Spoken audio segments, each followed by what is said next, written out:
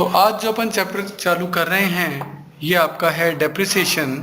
और डेप्रिसिएशन जो है बहुत इम्पॉर्टेंट कॉन्सेप्ट है पूरे अकाउंटेंसी का। इसमें पहला अपन मेथड ले रहे हैं स्ट्रेट लाइन मेथड। वैसे इसमें काफ़ी सारे मेथड होते हैं, अपन एक एक करके उनको लेंगे। तो सबसे पहला है स्ट्रेट लाइन मेथड, जिसे अपन एसएलएम कहेंगे। इसको इक्वल इंस्टॉलमेंट मेथड या फिक्स इंस्टॉलमेंट मेथड भी कहा जाता है। तो देखिए स्ट्रेट लाइन मेथड में नॉर्मली आपको परसेंटेज और डेप्शन दे रखी होगी, और अगर परसेंटेज और डेप्शन नहीं दे रखी तो उस कंडीशन में आपका डेप्रिसिएशन निकालने का फॉर्मूला होता है। क्या फॉर्मूला होता है? Cost minus scrap upon life. इससे आपका पर एनम का डेप्रिसिएशन जो है वो निकल जाता है। तो अपन इसको एक एग्जांपल की हेल्प से समझते हैं कि डेप्रिसिएशन का ये मेथड कैसे मेंटेन होगा। तो सबसे पहले एक एग्जांपल लेते हैं। इसी एग्जांपल को मैं सभी मेथड में बताऊंगा। मान लेते हैं एक मशीन है जिसकी कॉस्ट आपकी है 10,000। इस पे जो डेप्रिसिएशन आप लगा रहे हैं दिस इज 10% पर एनम, और आप इसको सेल करते हैं 6,000 रुपीज़ में आफ्टर 2.5 ईयर्स। 2.5 साल यूज़ करने के बाद आप इसे बेच रहे हैं।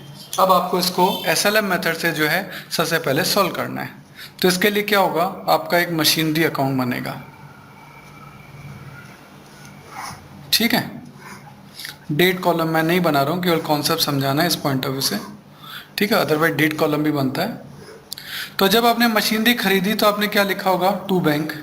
मशीन खरीदी आपने कितने की? 10,000 की। सही है। अब इस पे आपको डेप्रिसिएशन, क्योंकि इस बार रेट दे रखी है तो ये वाला फॉर्मूला लगाने की जरूरत नहीं है। तो जब रेट दे रखी है 10%, 10,000 का 10% हो गया 1,000। तो अब इसमें हर साल जो डेप्रिसिएशन है वो फिक्स हो गया, वो 1,000 लगेगा। 10,000 की मशीन पे 1,000 का डेप्रिसिएशन लग गया तो जो बैलेंस सीडी है वो कितना बच गया? 9,000। ठीक है, सर्किल यहाँ लगाने का मतलब है बैलेंसिंग फिगर। अब ये जो बाय बैलेंस सीडी जो इस साल का है वो अगले साल के लिए क्या बन जाएगा? To balance BD 9,000। डेप्रिसिएशन मैंने कहा था फिक्स हो गया, कितना लगेगा पर एनम? 1,000। सही है। तो अब रूल क्या बना कि 9,000 के एसेट पे 1,000 का डेप्शन लग गया तो एसेट कितने की बची? 8,000। ये जो मैं लाइनें खींच रहा हूँ ये डबल लाइन का मतलब इस कॉलम का टोटल है। जैसे यहाँ का टोटल जो है वो बैठेगा 10,000, तो यहाँ का भी टोटल कितना बैठेगा? 10। यहाँ का टोटल है 9, तो यहाँ का भी टोटल कितना बैठेगा? 9। अब ये जो इस साल का बैलेंस सी डी है ये अगले साल का क्या बन जाएगा? To balance B D, it is 8,000। अब देखो पहला साल कंप्लीट हो गया, दूसरा साल कंप्लीट हो गया, और तीसरे साल में भी 6 महीने यूज़ किए, क्योंकि 2.5 ईयर्स तक यूज़ किया है। तो इस बार जो डेप्रिसिएशन लगेगा वो आपका सिर्फ 6 मंथ का लगेगा। पूरे साल का डेप्रिसिएशन 1,000 था तो 6 महीने का कितना हो जाएगा? 500। सही है। तो इस साल के शुरू में ये एसेट 8,000 की थी, और अभी इस पे 6 महीने यूज़ करने के कारण इस पे 500 का डेप्रिसिएशन और लग गया। तो अब इस चीज़ को समझे ज़रा। देखो इसकी WDV थी आपकी 8,000, और इस पर अभी 6 मंथ का डेप्रिसिएशन और लग गया, कितना? 500। तो चीज़ कितने की हो गई? 7,500 की। और 7,500 की चीज़ आप बेच रहे हैं 6,000 में, कम में बेच रहे हैं। कितना कम में बेच रहे हैं? 1,500 कम में। तो 1,500 आपके लिए क्या हो गया? लॉस हो गया। तो पहले आप बेचें, जब आपने खरीदा था तो क्या लिखा था? To bank. जब बेचेंगे तो क्या लिखेंगे? By bank 6,000। और इस पर लॉस कितने का हुआ? 1,500 का। तो लॉस जो है वो P&L अकाउंट में ट्रांसफर होते हैं। ये लॉस है आपका कितने रुपए का? 1,500 रुपीज़ का। इस तरीके से ये आपका अकाउंट जो है पूरा होगा। तो 10,000 की मशीन थी, 1,000 का डेप्शन लगा, बाकी बचा 9,000। 9,000 जो CD था वो BD बन गया। फिर 1,000 का डेप्शन लगा, बचा 8,000। 8,000 यहाँ आ गया। फिर इस पर 500 का डेप्शन लगा, तो ये एसेट बची 7,500 की। 7,500 की चीज़ आपने 6,000 के अंदर बेच दी है, 6,000 में बेच दी है, जिससे आपको लॉस हुआ 1,500 का। ये 1,500 का लॉस बाय P&L यहाँ आ जाएगा। दोनों साइडों का टोटल कितना आ जाएगा? 8,000। तो ये आपका कौन सा मेथड है? Straight line method. Is that clear? चलिए अब नेक्स्ट मेथड लेते हैं अपन। क्वेश्चन यही है, क्वेश्चन इसी को अपन लेंगे, लेकिन इस बार हम लेंगे रिटर्न डाउन वैल्यू मेथड से। तो नंबर 2 है आपका रिटर्न डाउन वैल्यू मेथड, जिसे लोग WDV मेथड या रिड्यूसिंग बैलेंस मेथड या डिमिनिशिंग बैलेंस मेथड भी कहते हैं। ठीक है ना। अब इस क्वेश्चन को इसी क्वेश्चन वही लेंगे अपन, उसको WDV मेथड से करते हैं। तो देखिए अपन मशीनरी अकाउंट बना रहे हैं, सेम क्वेश्चन है, क्वेश्चन वही ले रहा हूं मैं। मशीनरी को जब आपने खरीदा तो आपने क्या लिखा होगा, टू बैंक। कितने रुपए की मशीन खरीदी थी आपने, 10,000 की। वही 10% की रेट है, तो बाय डेप्रिसिएशन 10,000 का 10% 1,000। तो 10,000 की एसेट्स पे 1,000 का डेप्रिसिएशन लग गया, तो एसेट्स कितने की बची, 9,000 की। अब आप कहोगे सर ये तो सेम ही है, पहले साल का डेप्रिसिएशन चाहे SLM मेथड हो चाहे WDV मेथड हो हमेशा सेम रहता है। बाय बैलेंस CD अगले साल का क्या बन जाएगा, टू बैलेंस BD 9,000। इस बार फिर डेप्रिसिएशन लगेगा वही 10%, जैसे यहाँ 10% लगा था इसके ऊपर, वैसे अब 10% इसके ऊपर लगेगा। बस यहीं से डिफरेंस चालू हो गया। जो WDV मेथड है वो आपको ये कहता है कि डेप्रिसिएशन जो है वो रिमेनिंग वैल्यू पे लगेगा। तो रिमेनिंग वैल्यू है 9,000, 9,000 का 10% अपन लगा देते हैं, कितना हुआ 900। तो बैलेंस CD कितना बचा, 9,000 में से 900 गया तो ये बचा 8,100। ये लो जी। तो अब क्या हुआ, डेप्रिसिएशन पहले 1,000 था और अब कितना हो गया 900। तो इसमें डेप्रिसिएशन का अमाउंट क्या होता जाता है, कम होता जाता है। ये जो बैलेंस CD है ये अगले साल का क्या बन जाएगा, to balance BD, this is 8,100। इस बार फिर डेप्रिसिएशन लगेगा, इस बार फिर डेप्रिसिएशन लगेगा, लेकिन इस बार डेप्रिसिएशन जो लगेगा वो 6 मंथ का ही लगेगा, है ना। तो क्या 8,100 का 10% 6 मंथ के लिए, और ये आपका होगा कितना 405। अब आपने इस एसेट को बेच दिया, कितने में बेचा, 6,000 में। अब इसकी कैलकुलेशन देखो, इस साल के शुरू में ये एसेट थी 8,100 की, और अभी इस पे आपने डेप्रिसिएशन लगा दिया 405 का। और जब 405 का डेप्रिसिएशन लग गया तो ये एसेट आपकी बची 7,695 की, और 7,695 की चीज आप 6,000 में बेच रहे हैं, तो कम में बेच रहे हैं। कितने कम में बेच रहे हैं, 1,695। 1,695 कहने का मतलब 8,100 की एसेट पे 405 का डेप्रिसिएशन लग गया, चीज हो गई 7,695 की। 7,695 की चीज 6,000 में बेची, यानी कम में बेची, तो 1,695 का आपको क्या हो गया, लॉस। तो लॉस अपना कहाँ चल जाएगा, बाय P&L लॉस है 1,695। इस तरीके से इसका अकाउंट जो है वो आपका क्लोज हो जाएगा। इज दैट क्लियर, समझ में आया। ये कौन सा मेथड हुआ, return down value method. Return down value method की स्पेशलिटी यही है कि ये पहले साल का डेप्रिसिएशन तो सेम है, लेकिन उसके बाद डेप्रिसिएशन क्योंकि रिमेनिंग वैल्यू पे लग रहा है, 9,000 का 10% 900, 8,100 का 10%, इस तरीके से। ठीक है।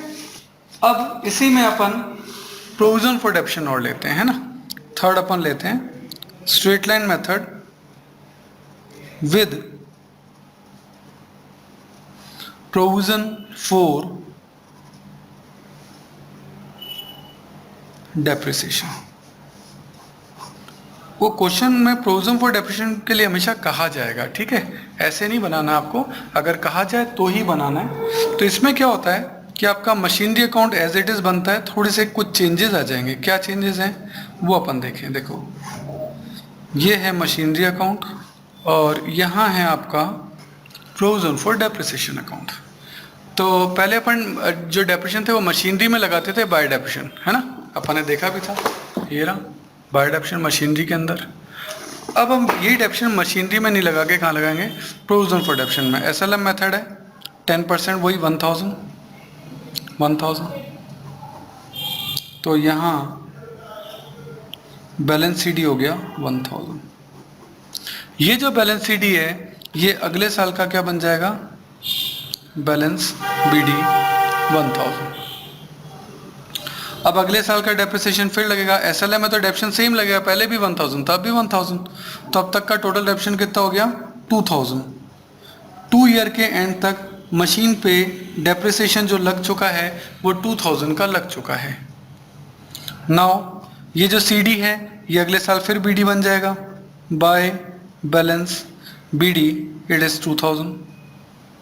इस साल फिर डेप्रिसिएशन लगेगा, लेकिन इस साल वही 6 महीने का लगेगा कितने रुपए, 500 भाई, पूरे साल का 1000 था तो 500, तो अब तक का टोटल डेप्रिसिएशन कितना हो गया 2500। तो देखो अभी तक डेप्रिसिएशन जो हम लगा रहे थे वो प्रोविजन फॉर डेप्रिसिएशन में लगा रहे थे, यानी अभी तक मशीनरी में लगा नहीं है, वो बस यहाँ इकट्ठा हो रहा है, इसीलिए कई लोग इसे एक्यूमुलेटेड डेप्रिसिएशन भी बोलते हैं। एक्यूमुलेटेड का मतलब होता है इकट्ठा किया हुआ डेप्रिसिएशन। अब ये जो डेप्रिसिएशन है 2500 इस साल आपका ट्रांसफर हो जाएगा किस अकाउंट में, मशीनरी अकाउंट में ट्रांसफर हो जाएगा। अब तक का टोटल डेप्रिसिएशन 2500, ठीक है। तो इस तरीके से 2500 का डेप्रिसिएशन 2.5 सालों में आपका लग चुका है। अब आइए आप मशीनरी अकाउंट में। मशीनरी जब आपने खरीदी होगी तब आपने यहाँ लिखा होगा टू बैंक, कितने रुपए 10,000। इस पर डेप्रिसिएशन नहीं लगाना है, बस इसको ऐसे ही कंटिन्यू कर दो, कितना 10,000। ये लो जी, पहले साल का अकाउंट क्लोज। ये जो सीडी है अगले साल का बीडी बन जाएगा, टू बैलेंस बीडी 10,000। डेप्रिसिएशन अभी भी नहीं लगाना है, by balance C D 10,000 as it is continue कर दिया। डेप्रिसिएशन अभी तक नहीं लगाया है, बैलेंस सीडी फिर अगले साल का बीडी बन जाएगा, टू बैलेंस बीडी 10,000। ये तीसरा साल हो गया, पहला साल हो गया, दूसरा साल हो गया, हम तीसरे पे पहुंच गए। तीसरे साल में हमको पता है हमने एसेट को बेचा, कितने में बेचा, बाय बैंक सर 6,000 में बेचा। इस पर डेप्रिसिएशन कितना लग चुका है सर, डेप्रिसिएशन हमने यहाँ इकट्ठा कर रखा है, ये रहा जो हमने मशीनरी अकाउंट में अब ट्रांसफर करना, तो मैं लिख रहा हूँ ट्रांसफर। और ये 2500 आपका ट्रांसफर होके, ये 2500 यहाँ से ट्रांसफर होके यहाँ आ जाएगा, सही है। और यहाँ लिखा जाएगा बाय प्रोविजन फॉर डेप्रिसिएशन 2500। तो इसका मतलब depreciation provision for depreciation account में इकट्ठा होता जाएगा, और in the year of sale, line को याद करिए, in the year of sale, line को याद करिए, in the year of sale provision for depreciation से इकट्ठा किया हुआ डेप्रिसिएशन मशीनरी अकाउंट में ट्रांसफर किया जाएगा। कौन से साल में, in the year of sale.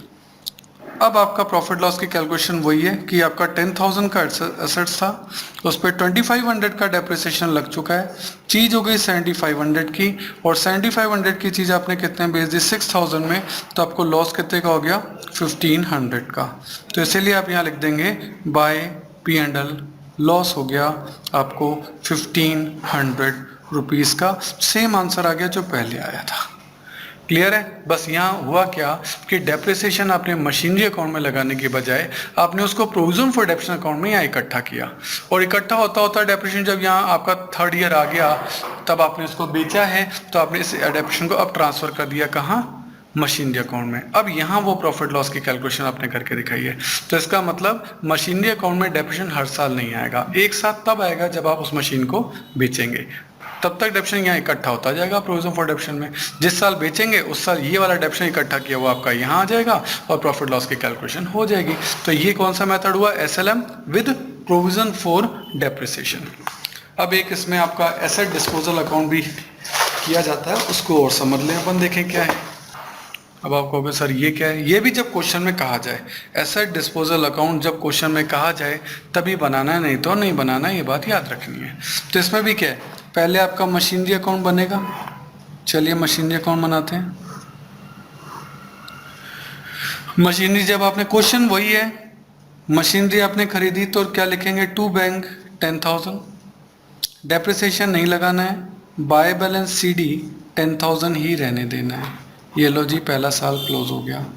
ये बैलेंस CD अगले साल का बन जाएगा बैलेंस BD, तो to balance BD this is 10,000। Depreciation नहीं लगाना है, बस बाय बैलेंस CD 10,000, यानी मशीन अभी भी 10,000 की ही चल रही है, हम डेप्रिसिएशन अभी नहीं लगा रहे हैं, वो हम प्रोविजन फॉर डेप्रिसिएशन में लगाएंगे। ये जो बैलेंस CD है ये फिर बैलेंस BD बन जाएगा 10,000। अब हमने तीसरे साल मशीनरी को बेचा, तो इस मेथड में हम क्या करते हैं, क्योंकि हम एसेट डिस्पोजल अकाउंट बना रहे हैं, तो इसको एसेट कौन सी है, मशीनरी, तो मशीनरी डिस्पोजल अकाउंट में ट्रांसफर कर देंगे, मशीनरी डिस्पोजल अकाउंट में ट्रांसफर कर देंगे बाय मशीनरी डिस्पोजल अकाउंट। और ये 10,000 की मशीन आपकी ट्रांसफ़र हो गई कहाँ, मशीनरी डिस्पोजल अकाउंट में। कौन से ईयर में ट्रांसफर होती है इस बात का ध्यान रखिए, in the year of sale. Sale के ईयर में ये एसेट आपकी ट्रांसफर हुई कहाँ, मशीनरी डिस्पोजल अकाउंट में। तो मशीनरी 10 की थी, 10 ये CDBD बन गया 10, फिर ये CD आ गया, ये CDBD बन गया 10, और अब ये ट्रांसफर हो गया मशीनरी डिस्पोजल में। अब मैं बनाता हूँ प्रोविजन फॉर डेप्रिसिएशन अकाउंट। देखिए provision for depreciation account, depreciation आपका यहाँ लगेगा बाय डेप्रिसिएशन 1000 SLM मेथड है, इससे टू बैलेंस CD निकल जाएगा आपका 1000। ये लो जी पहला साल कंप्लीट हो गया। ये जो CD है अगले साल क्या बन जाएगा, बैलेंस BD, तो बाय बैलेंस BD 1000। अगले साल फिर डेप्रिसिएशन लगेगा कितने का, 1000 का, टोटल डेप्रिसिएशन हो गया 2000, तो टू बैलेंस CD 2000। सही है, जहाँ मैं सर्किल लगा रहा हूँ ये सब बैलेंसिंग फिगर है, यानी दोनों साइड को बराबर करने के काम आ रहे हैं। यहाँ का टोटल 2000 है तो यहाँ का भी टोटल कितना आ रहा है, 2000। अब ये CD यहाँ BD बन जाएगा, बाय बैलेंस BD कितने रुपए, 2000। तीसरा साल आ गया, इस साल हमने केवल 6 महीने यूज़ किया है, तो बाय डेप्रिसिएशन 6 महीने का कितने, 500। भाई पूरे साल का 1000 है तो आधे साल का 500। टोटल डेप्रिसिएशन हो गया 2500, और in the year of sale ये ट्रांसफर हो जाएगा टू मशीनरी डिस्पोजल अकाउंट में, ट्रांसफ़र हो जाएगा कितने रुपए, 2500। तो हमने क्या सीखा कि मशीनरी का जो बैलेंस है वो भी मशीनरी डिस्पोजल में ट्रांसफ़र हो गया, और प्रोविजन फॉर डेप्रिसिएशन का जो बैलेंस है वो भी कहाँ ट्रांसफ़र हो गया, मशीनरी डिस्पोजल में। अब in the year of sales यानी थर्ड ईयर में डिस्पोजल अकाउंट बनेगा। कैसे बनेगा, आपने यहाँ लिखा था मशीनरी अकाउंट में बाय मशीन डिस्पोजल, तो मशीन डिस्पोजल में क्या लिखेंगे, टू मशीनरी अकाउंट 10,000। आपने यहाँ प्रोविजन फॉर डेप्रिसिएशन में लिखा था टू मशीन डिस्पोजल, तो मशीन डिस्पोजल में लिखेंगे, क्रॉस आ जाएगा यहाँ क्या, बाय प्रोविजन फॉर डेप्रिसिएशन 2500। तो स्थिति देखो वही आ गई, 10,000 के एसेट पे 2500 का डेप्रिसिएशन लगा, कि 10,000 के एसेट पे 2500 का डेप्रिसिएशन लगा। ये इसकी कॉस्ट थी, इस पे इतना प्रोविजन फॉर डेप्रिसिएशन लगा। तो आज की डेट में इसकी रिटर्न ऑन वैल्यू का मतलब है डेप्रिसिएशन लगने के बाद जो वैल्यू बचती है उसको WDV बोलते हैं। ऐसा क्वेश्चन CPT में आ भी चुका है। अब ये एसेट बची 75 की, इसको आपने बेच दिया कितने में, 6000 में। कितने में, 6000 में, यानी कम में। 7500 की चीज़ 6000 में बेच दी तो 1500 का आपको क्या हो गया, ये आपके लिए लॉस हो गया। तो अपन ने बेची है बाय बैंक 6000, और बाय P&L ये आपका लॉस है 1500 का। इस तरीके से आपका मशीनरी डिस्पोजल अकाउंट क्लोज हो गया। क्लियर है, तो ये एक एक्स्ट्रा अकाउंट बन गया, थर्ड अकाउंट ये बन गया आपका, है ना। और रूल क्या याद करना है, तो आपको जो मशीनरी का बैलेंस है वो मशीन डिस्पोजल में डालना है, प्रोविजन फॉर जो डेप्रिसिएशन का बैलेंस है वो मशीन डिस्पोजल में डालना है। एक मशीन डिस्पोजल का अलग से अकाउंट खोलेगा, वहाँ आपको बेचना है और प्रॉफिट लॉस हो जाएगा। ओके, तो ये बेसिक है इसका, जिसमें सारे मेथड्स वगैरह हैं वो आपके हुए हैं। अभी इसके और मेथड्स हैं वो अपन नेक्स्ट वीडियो में देखेंगे। Okay, thank you.